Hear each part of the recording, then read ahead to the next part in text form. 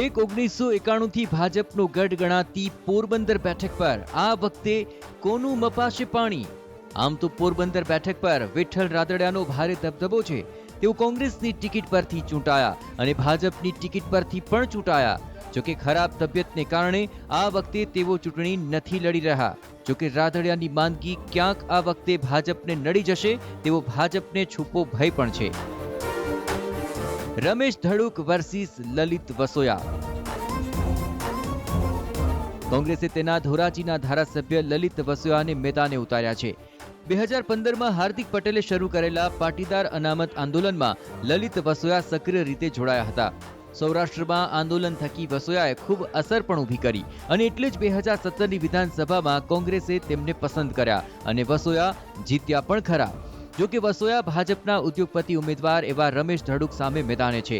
ધડુકને ગોંડલના પૂર્વ ધારાસભ્ય જયરાજસિંહ જાડેજા સહિતના કદાવર નેતાઓનો ટેકો છે.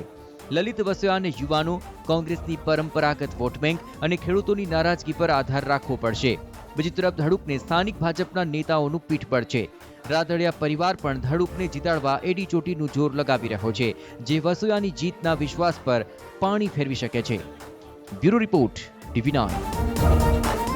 TV9 ગુજરાતીની YouTube ચેનલને સબસ્ક્રાઇબ કરો અને બેલ બટન જરૂરથી દબાવો, જેથી દરેક વિડીયોના નોટિફિકેશન તમને મળતા રહે.